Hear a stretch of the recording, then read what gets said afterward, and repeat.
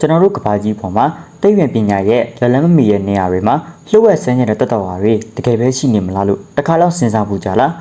းလူသားတွေကရှင်းပြလို့မရတဲ့အရာတွေပေါ်မှာဘာလို့ဒီလောက်စိတ်ဝင်စားနေကြတာလဲထူးဆန်းတဲ့တတော်ဝါတွေရဲ့ပုံတွေနဲ့ခြေရာတွေကတကယ်ပဲရှိခဲ့တာလားဒါမှမဟုတ်လိန်ညာထားတာလားဆိုတော့ကိုတော့ကျွန်တော်နဲ့အတူကြည့်လိုက်ရအောင်အခုကျွန်တော်ပြပြပေးတော့မယ့်အကြောင်းအလေးကတော့ကဘာတဝင်းလုံးမှာနာမည်အကြီးဆုံးနဲ့လူပြောများဆုံးဖြစ်ပြီးတော့တကယ်ပညာရှင်တွေကတော့အပြေရှာပေးနိုင်တဲ့တနအီလာလှုပ်ဝက်တတော်ဝါ၅မျိုးကြောင့်ကိုတင်ဆက်ပေးတော့မှာဖြစ်ပါတယ်ဗီဒီယိုလေးမစခင်မှာကျွန်တော် channel လေးကို subscribe လုပ်ရသေးလို့ဆိုရင်တော့ subscribe လုပ်ထားခဲ့ပြီးတော့ဘေးကခေါင်းလေးကိုနှိပ်ထားခဲ့ဖို့တောင်းဆိုလိုက်ပါရစေ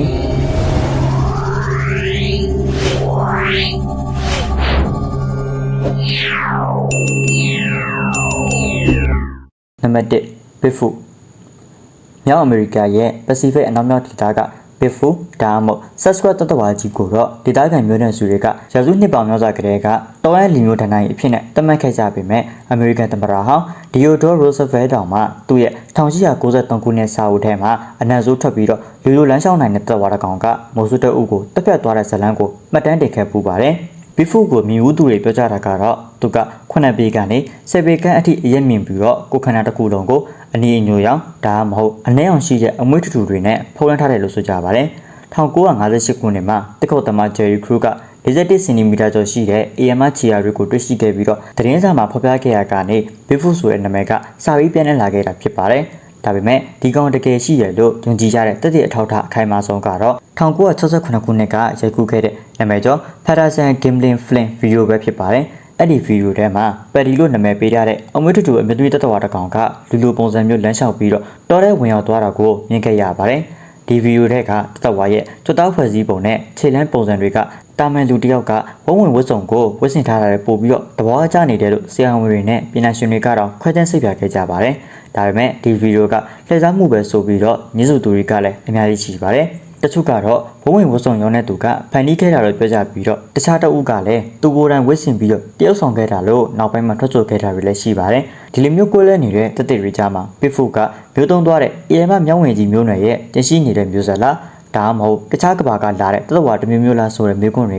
ကမြောက်အမေရိကရဲ့နေဆိုင်တဲ့ territory တွေထဲမှာအဖြစ်မပေါ်သေးပဲနဲ့ရှိနေစေဖြစ်ပါတယ်နံပါတ်1 The Loch Ness Monster Loch Ness Monster ကတော့ Scotland နိုင်ငံ Loch Ness ရန်ကြီးထဲမှာခိုအောင်နေရလို့ယဉ်ကျေးရတဲ့ Loch Ness တတော်တစ်မျိုးပဲဖြစ်ပါတယ်ဒီကောင်ကြီးတောင်ကို85ခုနှစ်ကတည်းကမှတ်တမ်းနေရှိခဲ့ပေမဲ့1933ခုနှစ်လက်မသစ်ဖွင့်ပြီးနောက်မှာတော့ George Spencer နဲ့သူဇနီးတို့ကလေဘင်းရှိရှိနဲ့ကိုယ်တိုင်ဖုံးပွားပြီးတော့ကလပ်အုပ်နဲ့တူတဲ့တတော်ကြီးကိုမြင်တွေ့ခဲ့တယ်လို့သတင်းဌာနတွေကိုပြပလိုက်တဲ့အချိန်ကနေစပြီးတော့ဒီတတော်ကချစ်စင်းဆိုသလိုပဲကဘာကျော်သွားခဲ့ပါတယ်မြင့်မြင့်တက်တွေရဲ့ဖဖချက်အများစုကဒီတတော်ကြီးကလေဘင်းရှိရှိနဲ့ကိုယ်တိုင်ဖုံးပွားပြီးတော့ကလပ်အုပ်နဲ့တူတဲ့လေဘင်းကုန်းမျိုးရှိတယ်လို့ဆိုကြပါတယ်အထူးသဖြင့်1934ခုနှစ်ကစာကျင် photograph ဆိုတဲ့လေဘင်းရှည်ပြီးတော့ရေထဲကထွတ်ထွက်နေတဲ့တပ်ပုံကလူတွေကိုအကြီးအကျယ်ယုံကြည်စေခဲ့ပေမဲ့နောက်ပိုင်းမှာတော့ဒီတပ်ပုံကခလေးကစားစရာရေငုတ်တင်မုံငယ်ကိုရိုက်ထားတဲ့လက်ဆောင်မှုတာဖြစ်တဲ့ဆိုတော့ကိုဖော်ထုတ်နိုင်ခဲ့ကြပါတယ်ဒီလိုတက်တဲ့သူတွေရှိနေပေမဲ့လည်းပေ950နဲ့ပြီးတော့ရေတူးတဲ့အများကြီးရှိတဲ့ Lowlands ရိုင်ထဲမှာတက်တော်ကြီးတစ်ခုတကယ်ပဲရှိနေတာလားဆိုတဲ့ယုံကြည်ချက်ကတော့ပြောက်ကွယ်သွားပါဘူးပညာရှင်တွေကတော့ဒီတတော်ကနှစ်တန်းပေါင်း65တန်းလောက်ကမြို့သွန်းသွားခဲ့တဲ့ Plesiosaur ရဲ့ကျရှိနေတဲ့မျိုးဆက်လားဒါမှမဟုတ်အလွန်ကြီးမားတဲ့ငှက်ချင်းတစ်မျိုးလားဆိုပြီးတော့နှစ်ပေါင်းများစွာစူးစမ်းခဲ့ကြပါတယ်ဆိုနာစစ်ဆေးမှုတွေနဲ့ DNA နမူနာယူထားတွေလုပ်ခဲ့ပေမဲ့တက်တိခိုင်မှာတော့မတွေ့ခဲ့ရပါဘူးဒါပေမဲ့မကြသေးခင်ကပြုလုပ်ခဲ့တဲ့ DNA စစ်ဆေးမှုတွေမှာရိုင်ထဲမှာပုံမှန်မဟုတ်တဲ့ကြီးမားတဲ့ငှက်ရှိမျိုးနွယ်စုရဲ့ bio visa ကိုတွေ့ခဲ့ရတာကဒီတတော်ရဲ့လိုဝက်ဆွတ်ကိုတစ်စိတ်တစ်ပိုင်းဖြစ်ရှင်းပေးနိုင်မလားဆိုတဲ့မျှော်လင့်ချက်ကိုပေးနေစေရဖြစ်ပြီးတော့သူကကဘာပေါ်ကအတော်ရှားဆုံးလှုပ်ဝက်တတော်ကြီးအဖြစ်နဲ့ဆက်လက်တည်ရှိနေစေရဖြစ်ပါတယ်နံပါတ်3 Tarati Rati ဆိုတာကတော့ပြင်းပြဝင်တာတောင်းတဲ့ရဲ့အမြင့်ဆုံးနေရာတွေမှာနှစ်ပေါင်းများစွာကတည်းကတနအီလာဆန်နေတဲ့ Rati ဒါမှမဟုတ်ဆိုးရုပ်တော်နှင်းလုံသားဆိုပြီးတော့ခေါ်ကြပါတယ်ဒေသခံရှားပါတိုင်းသားတွေပြောကြတာကတော့ဒီတော့ကလူနဲ့ဝုန်းဝင်ကြကပုံစံရှိပါတယ်အရက်ကိုဘေးခံမြင်ပြီးတော့အဖြူရောင်ဒါမှမဟုတ်မိခိုးရောင်ထူထဲတဲ့အမွှေးတွေနဲ့ဖုံးလွှမ်းထားပြီးတော့တောင်ပေါ်မှာအရက်မြင့်မြန်လှုပ်ရှားနိုင်တယ်လို့ဖော်ပြကြပါတယ်ရတီကိုကဘာကအတိမတ်ပြုလာခဲ့တာကတော့1921ခုနှစ်မှာဗြိတိရှ်စူဒန်ရှာဖွေသူဖြစ်တဲ့ Charles Howard Berry ကပေတောင်းစောတော်အမြင့်မှာပုံမှန်မဟုတ်တဲ့ AMR ခြေရာတွေကိုတွေ့ရှိခဲ့တယ်လို့မှတ်တမ်းတင်ခဲ့တာကနေစတင်ခဲ့တာပါ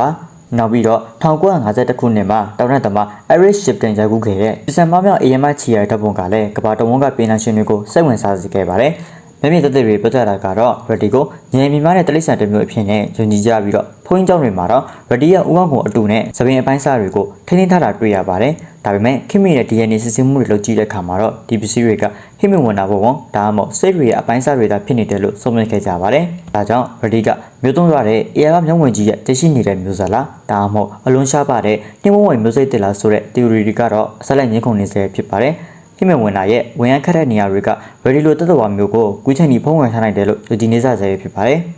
နံပါတ်၄ချူပါဘီမူညံ့ညွတ်မဟုတ်တဲ့ချူပါကပ်ပရာ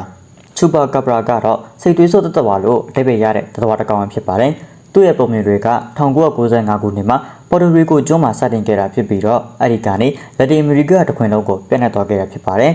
ပေါ်တိုရီကိုကအစောပိုင်းမြူတွေသူတွေပြောကြတာကတော့ချူပါကာဘရာကငေါ်တုတ်ထိုင်နေ၄ဘိကနေ၅ဘိခံမြင်ပြီးတော့ကြောကုံမှာစူးကောင်တွေပါတဲ့ကင်ကာရှူလိုပုံစံရှိပါတယ်အရေးပြကအစင်းရင်ရောင်ဒါမှမဟုတ်မိခွေရောင်ရှိပြီးတော့အနီရောင်မျိုးလုံးကြီးတွေပါဝင်တယ်လို့ဆိုကြပါတယ်ဒါပေမဲ့အမေရိကန်ပြည်ထောင်စုမှာမြင်တွေ့ရတာတွေကတော့အမွှေးမပါဘဲနဲ့အသားရတို့ကျင်နေတဲ့ခွေးနဲ့တူတဲ့တသက်ဝါပုံစံမျိုးပဲရှိပါတယ်ချူပါကာဘရာရဲ့တားကောင်ချာပုံကတော့ထူးဆန်းပြီးတော့ဆိုရပါတယ်သူကမွမီရဲ့တလိဆန်တွေရဲ့ level မှာတိကျတဲ့အပေါက်နှစ်ပေါက်ဖောက်ပြီးတော့တွေ့အလုံးကိုစောက်ယူသွားတာဖြစ်ပြီးတော့တွေးဆိုခံရတဲ့တလိဆန်တွေနာမှာတွေးခွက်တွေမြင်တွေ့ရတာကြောင့်ဒီကားရဲ့လှုပ်ဆောင်မှုကတဘောလို့ဆန်နေတယ်လို့တော့လူတွေကယုံကြည်ကြပါတယ်တရက်ပြည်နယ်ရှင်တွေကတော့အမေရိကန်မှာတွေ့ရတဲ့ကောင်တွေကအရေးပြရောဂါဖြစ်နေတဲ့ခွေးဒါမှမဟုတ်ကယ်အိုဒီရီတာဖြစ်နိုင်တယ်လို့ညှင်းဆိုခဲ့ကြပေမဲ့ပေါ်တိုရီကိုကမူလမြူတွေမှုတွေနဲ့တွေးဆိုယူတဲ့ထူးခြားတဲ့နည်းလမ်းတွေကြောင့်မျိုးတော့ပြောက်ခဲ့သွားတဲ့တသက်ဝါမျိုးစိတ်ဒါမှမဟုတ်လှုပ်ဝက်တခဲကွန့်အတွက်မျိုးဗီဇာပေါင်းတသက်ဝါတစ်မျိုးမျိုးလားဆိုတဲ့ theory တွေကယနေ့ထက်တိုင်းအငြင်းပေါ်စရာဖြစ်နေတည်ရှိနေစေဖြစ်ပါတယ်